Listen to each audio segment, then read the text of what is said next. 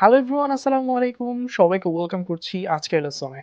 আজকে আমরা ইলাস্ট্রেটরের বেশ কিছু সিঙ্গেল লাইন সম্পর্কে জানবো, যেটা আমাদের ওয়ারফ্রেম মেকিং এ অনেক বেশি হেল্প করবে। অ্যান্ড দেন ফাইনালি আজকে আমরা একটা স্কেচ ফেজ দেখবো। So without further ado let's begin the session.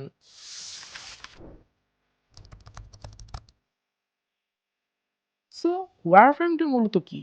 ওয়্যারফ্রেমটা হচ্ছে কোনো একটা শেপের ইন্টারনাল স্ট্রাকচার। ফর এক্সাম্পল, যখন আমরা কোনো স্পাইরাল কম্পোজিশনে কোনো আর্টওয়ার্ক মেক করে থাকি, তখন আমরা পার্সপেক্টিভ মেক করার জন্য আমরা যে আউটলাইনটি ক্রিয়েট করে থাকি, সেইটাকেই মূলত এখানে আমরা কোনো একটা শেপের ওয়্যারফ্রেম বলতে পারি।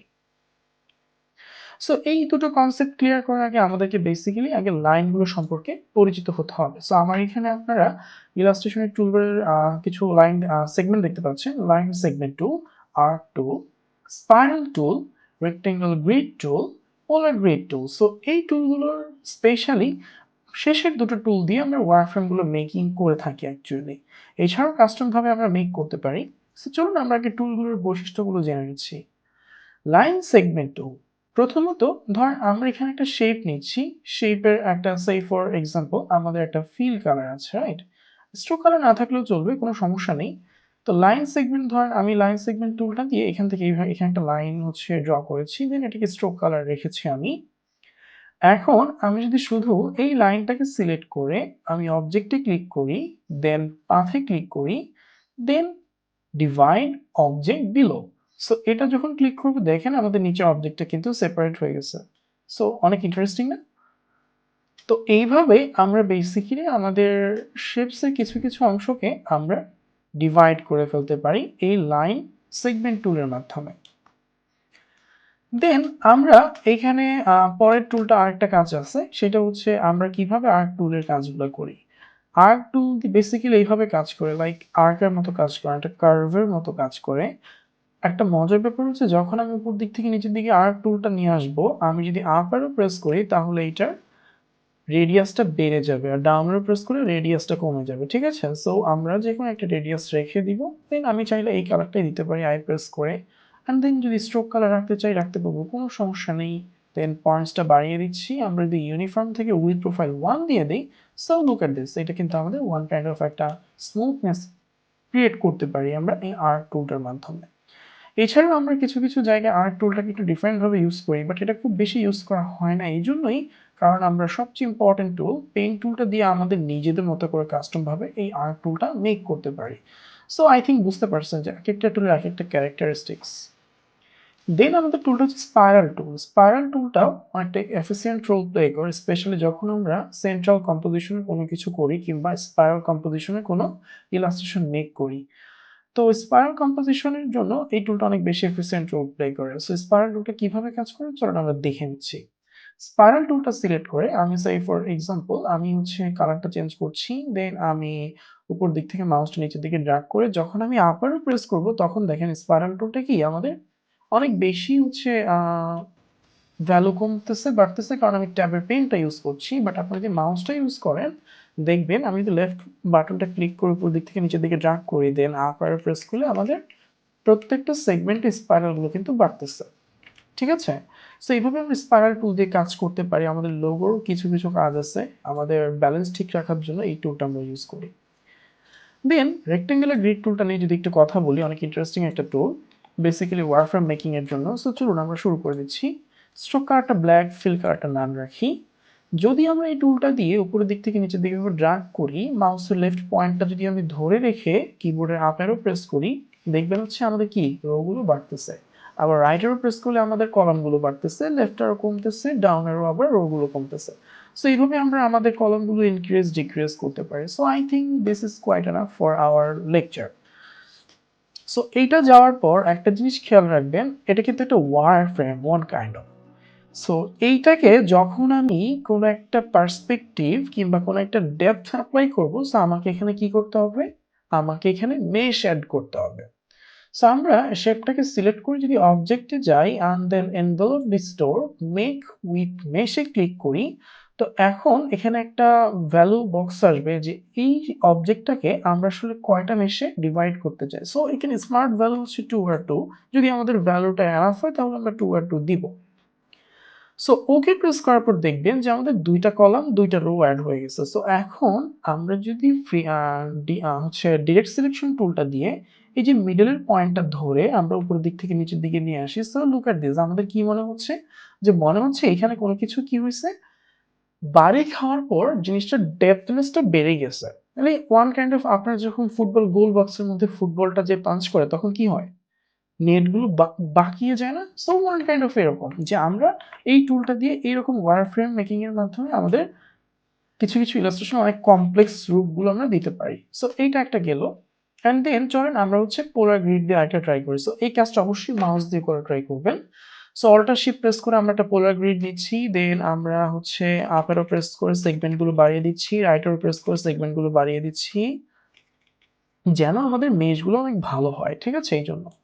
সো অবশ্যই এটা করার পর শিফট প্রেস করবেন যেন হচ্ছে আপনি এক্সাক্ট শেপটা পেয়ে যান, রাইট? সো এখন এই শেপটাকে ডেফিনিটলি একটা স্ট্রোক কালার দিয়ে নেন, ফিল কালারটা নান করে দেন।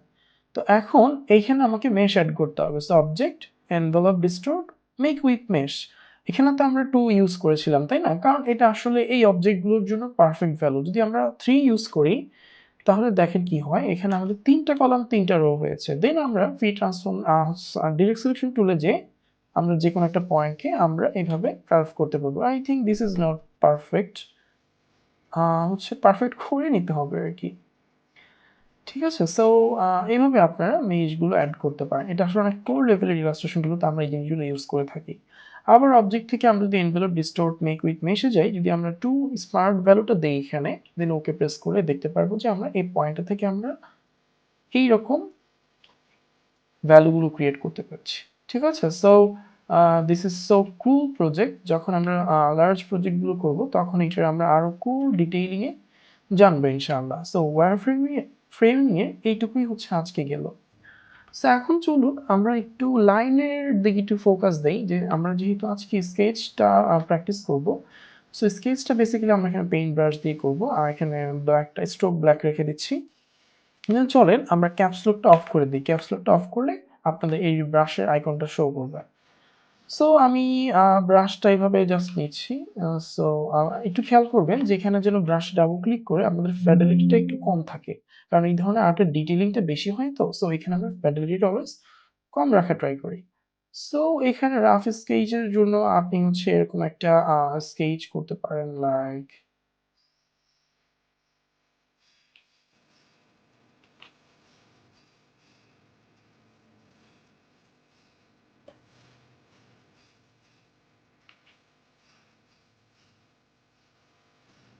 আপনার এরকম কম্পোজিশন থাকতে পারে। দেন আপনার এখানে আরো এলিমেন্টস থাকতে পারে।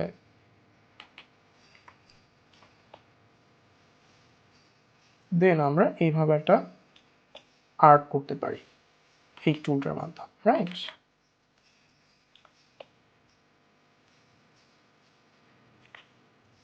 অবশ্যই এই জিনিসগুলো কম্পোজিশন মেক করে করার ট্রাই করবেন। যদিও আমি আপনাদের এই মুহূর্তে কম্পোজিশনটা শিখাইনি, বাট ইনশাল্লাহ আমরা এটা নেক্সট ক্লাসগুলোতে শিখাবো।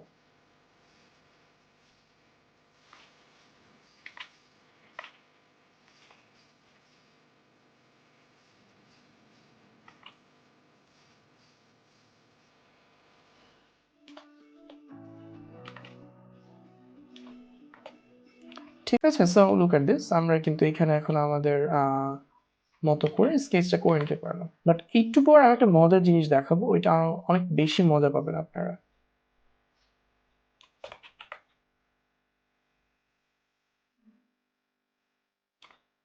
ঠিক আছে? সো আমি রাফলি এইটুকু কমপ্লিট করে নিয়েছি। দেন স্কাইটা দেওয়ার জন্য গ্রাউন্ডটাকে দিয়ে নিচ্ছি। গ্রাউন্ডটা নিয়ে নিচ্ছি। দেন হচ্ছে স্কাইটা দেওয়ার পর এটাকে আমি টোটালি সিলেক্ট করব। দেন এখানে একটা টুল আছে, র‍্যাপ টুল। সো অলটা শিফট প্রেস করে আমরা র‍্যাপ টুলটাকে বড় করব। সো লুক এট দিস, আমরা এটাকে কিভাবে আমাদের কম্পোজিশনের মতো করে নিয়ে আসি। সো এখন দেখেন আমরা কিন্তু আমাদের ট্রিটা মেক করলাম বেসমেন্টে। দেন হচ্ছে আমরা অল্টার শিফট প্রেস করে আরেকটু ছোট করে আমরা আমাদের ট্রিটাকে আরো অ্যাট্রাকটিভ করতে পারছি এই টুলটার মাধ্যমে। দেন এটাকে একটা সি শেপ কম্পোজিশন দেওয়া ট্রাই করব।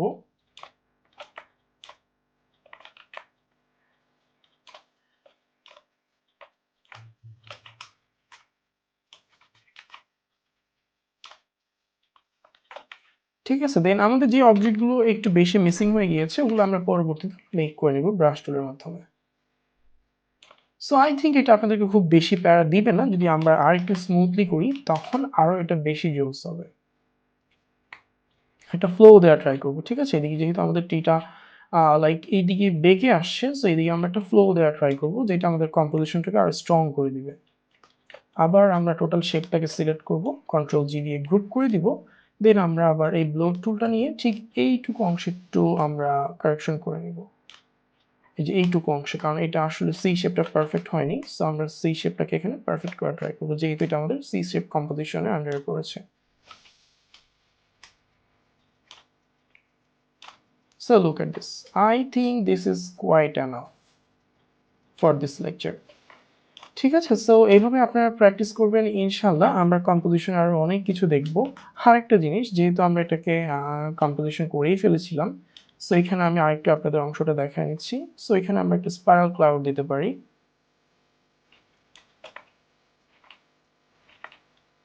এই পুরো জিনিসটা কিন্তু আমরা এই একটা টুল দিয়েই করছি, ব্রাশ টুলটা দিয়ে। ঠিক আছে? সো আই থিঙ্ক আপনাদের প্রত্যেকটা ক্লাস অনেক অনেক বেশি মজার হবে। আই থিঙ্ক আপনারা অনেক মজা করেই দেখবেন। ঠিক আছে? সো আমরা এটাকে একটু ছোট করে নিচ্ছি। এটাকে ছোট করে না নিলেও হবে, সমস্যা নাই। জাস্ট আমরা হচ্ছে আমাদের স্কাইটাকে এখানে একটু ফুটিয়ে তোলার ট্রাই করতেছি।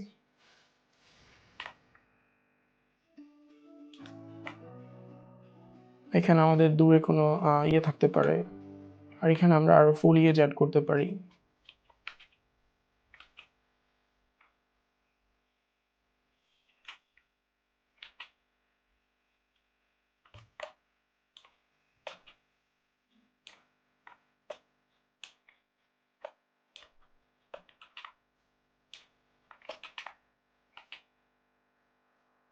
ঠিক আছে? স্টোরি বোর্ড মেকিং এর জন্য এই ধরনের কনসেপ্টগুলো খুবই এফিসিয়েন্ট রোল প্লে করে।